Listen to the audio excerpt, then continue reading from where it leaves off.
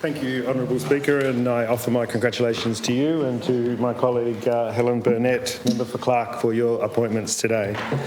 I start my contribution in this 52nd Parliament with an acknowledgement of the Palawa people as the original and traditional owners of the land we meet on and the islands, water, seas and skies of the place we all now call home. In my electorate here in Nipaluna, Hobart, where we sit, the original peoples, the Muanina, are no longer.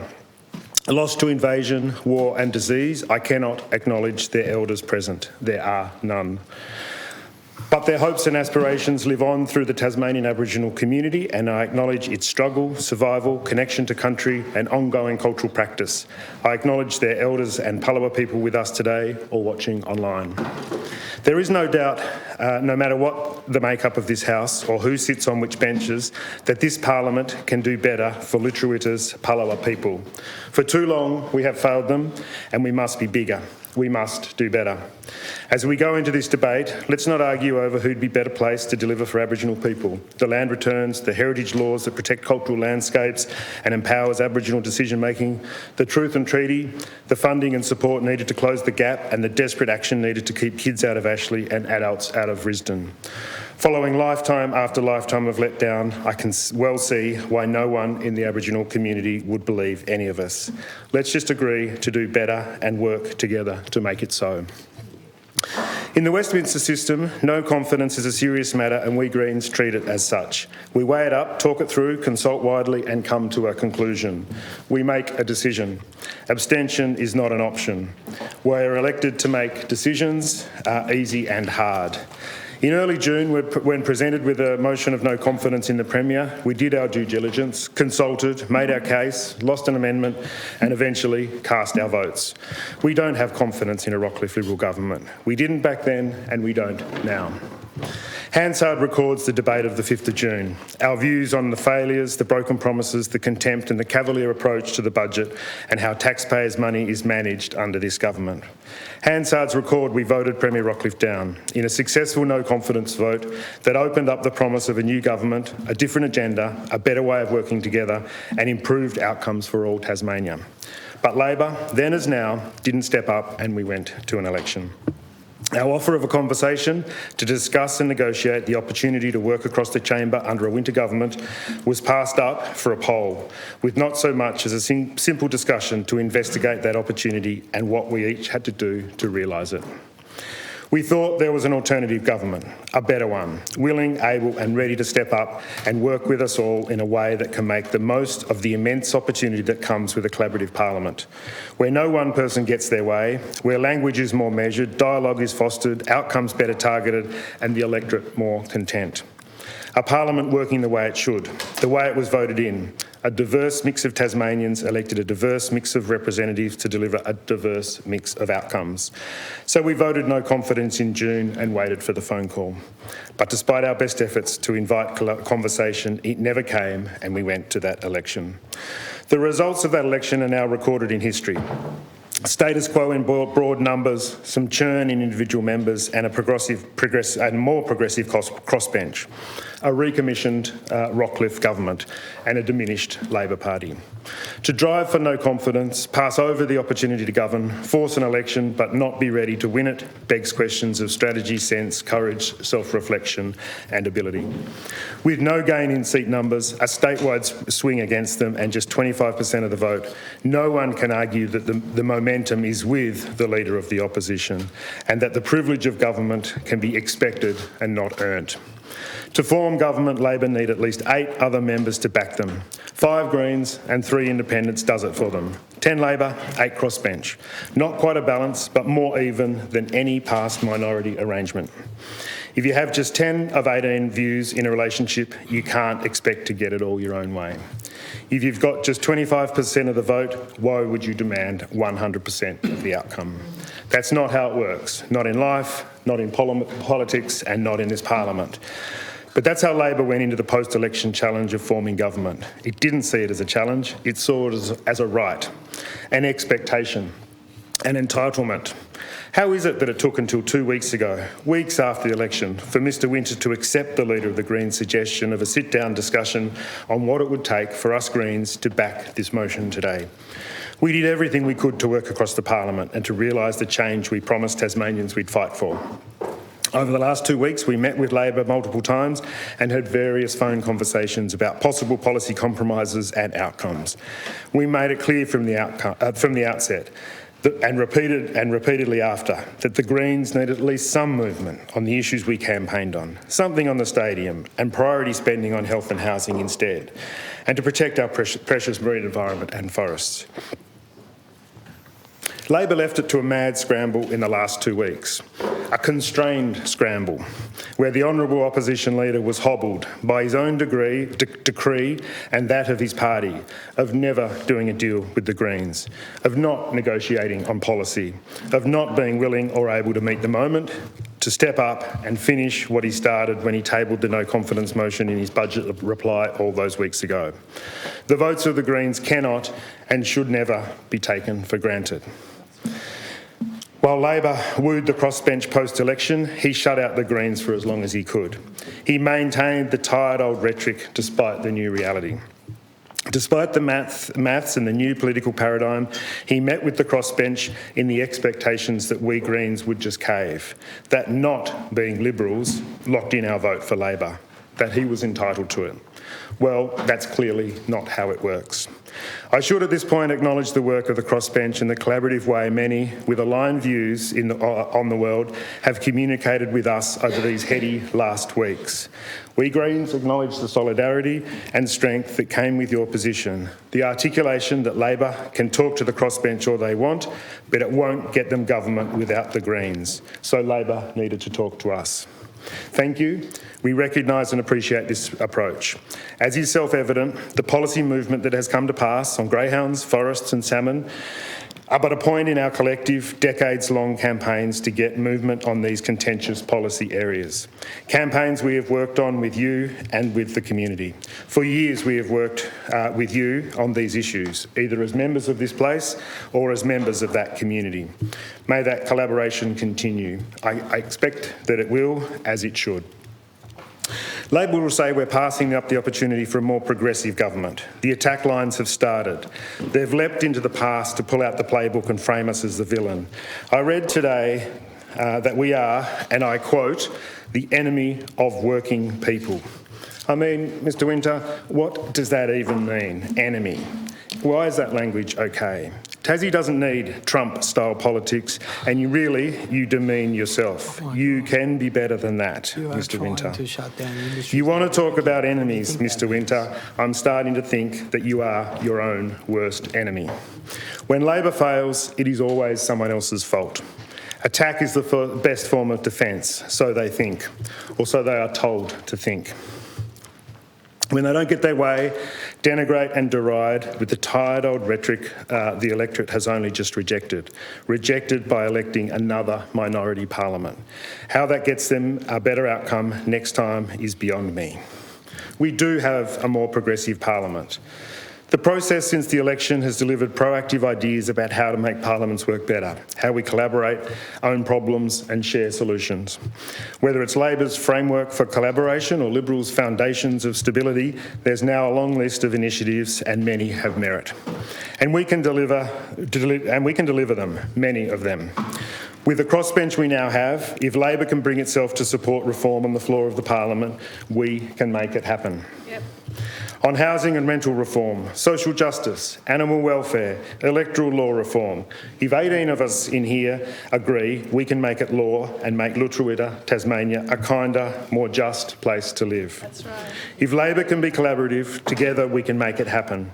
From opposition. It seems now we are collectively at a crossroads. Labor is at a junction and it has options. As always, it has choices. While I fear it has taken a knee-jerk steps down the path of opposition for opposition's sake, of attack and antagonism and vilification, especially of us, we all know where that will take them. And the alternative, by working together we can, collaboration with the crossbench, achievement on progressing law reform and other positive change by weight of our collective numbers, we can build trust, a genuine relationship, a shared approach and positive outcomes for the people who voted to put us in these seats. We Greens are not seat warmers. We're not just here to hold the government to account, as we will. We are here to effect change from whatever position we find ourselves. We'll work with anyone willing to work with us on the agenda that we can agree. We won't agree on everything, but we can agree on much. How else does Labor think it can be any different in 4 years' time? After the next election. Few expect majority government, especially a Labor majority, to come roaring back at the next election. Few again would expect that if they go down the path of aggression and automatic antithesis for the views and the ideas of the crossbench and the Tasmanian people and the Tasmanian people we represent. Ditch the old guard's playbook. Drop the rhetoric that boxes you into a corner and condemns you to opposition because you refuse to give yourself the space to work with others, us especially. Accept that you're not entitled to government. You need to earn it with the public and with the crossbench. Build a bridge, communicate cross-chamber, collaborate cross-chamber. Achieve some outcomes, build trust, relationships and respect. Set up a dynamic where next time, after the next election, you don't need to win our trust and support because you've already earned it. Hating on us will never win you government. How can it if you need us?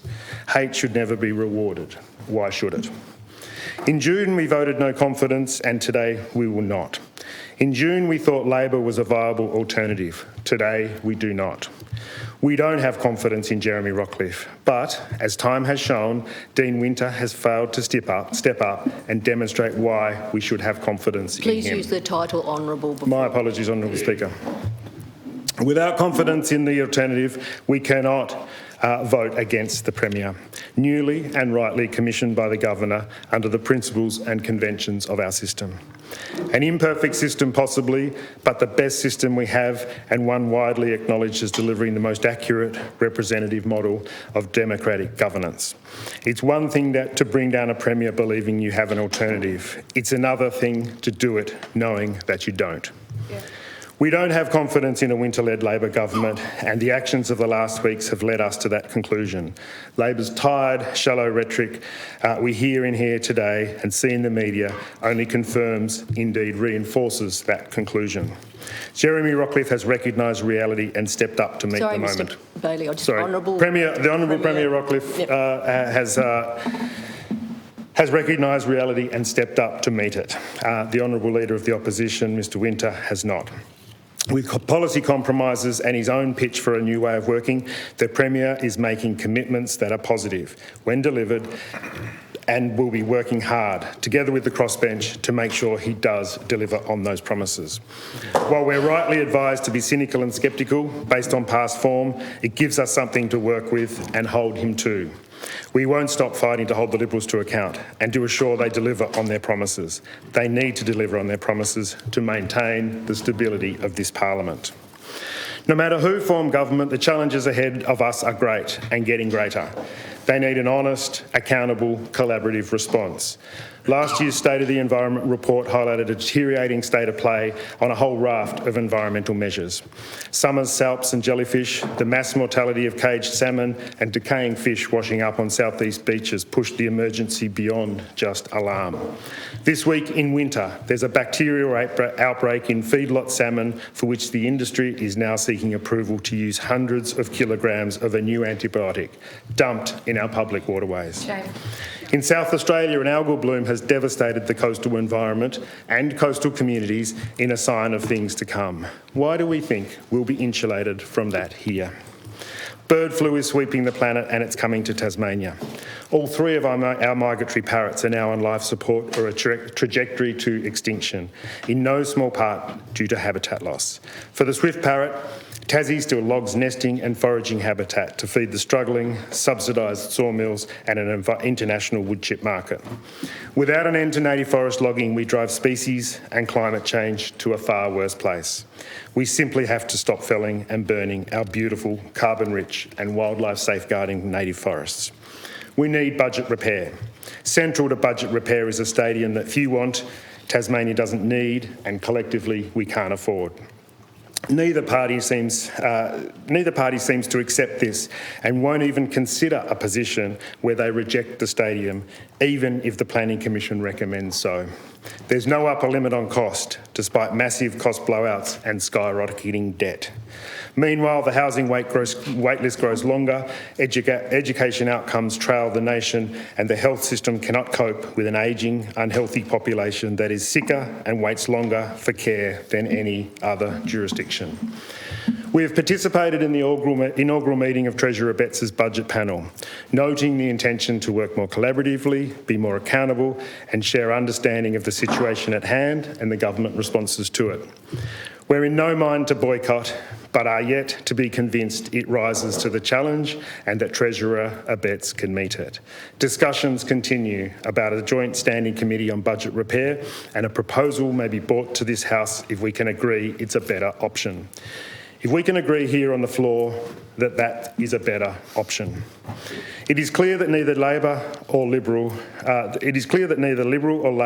command the full confidence of this House, and Premier Rockliff will govern on the commission of the Governor. Issues of all types will be determined on the floor of this House. From the fate of government to the passage of bills and the establishment of committees, this House will determine the outcome of the matters we debate based on the numbers, not purely party lines. I congratulate new members and look forward to working with you. Not only the crossbenchers, I look forward to getting to know the new Liberal and Labor members and finding, I hope, ways we can work together where we agree and respect where we do not.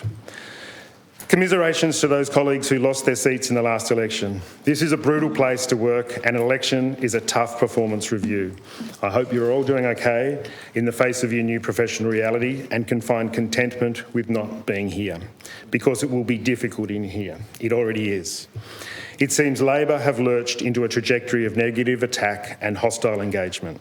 It's viewing its own failure to be able to do what's needed to grasp the chance of governing as a renewed opportunity to blame others.